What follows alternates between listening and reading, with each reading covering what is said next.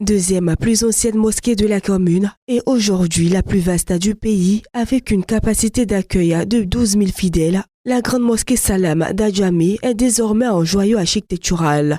Symbole de fierté pour la communauté musulmane grâce aux travaux de réhabilitation initiés par le président de la République à travers le district autonome d'Abidjan.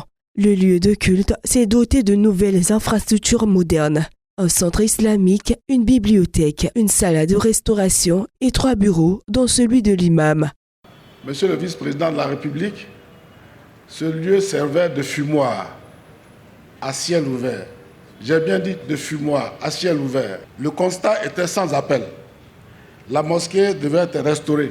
Les travaux de réhabilitation conduits pour la mosquée principale, le travail a consisté à la réfection complète de l'étanchéité de la dalle d'une superficie de 4000 m², avec la fourniture et la pose de 400 rouleaux de chape, 40, de 400 rouleaux de paradienne et de 100 pots d'urcote.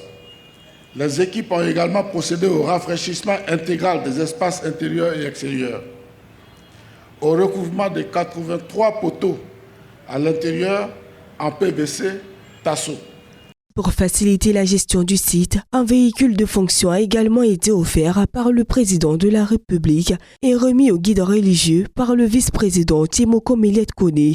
Chers frères et sœurs, prenons soin de cette maison d'Allah, redevenue un joyau au cœur d'Adjamé. Souhaitons qu'elle demeure un espace pur, vivant, accueillant, où les prières s'élèvent pour la paix, la prospérité et la stabilité de notre chère patrie. Recevant les clés de la mosquée et le véhicule, le cheikh Haïma Ousmane Diakité, président du COSIM, a exprimé sa gratitude au chef de l'État et plaidé pour l'inscription de la mosquée Salama d'Adjamé au patrimoine religieux et culturel de la ville d'Abidjan. Le guide de la communauté en a profité pour retracer l'histoire de la grande mosquée Salama d'Adjamé depuis sa création jusqu'à sa réhabilitation. Notre père, Mamadou Koulibaly, bien connu, président du Conseil économique et social à l'époque, donc en 1956, lui, il préside en ces lieux la pose de la première pierre de cette mosquée, ce qui permet le démarrage et l'intensification des travaux. Mais comment construire une mosquée de cette dimension avec les contributions modestes des seuls fidèles musulmans?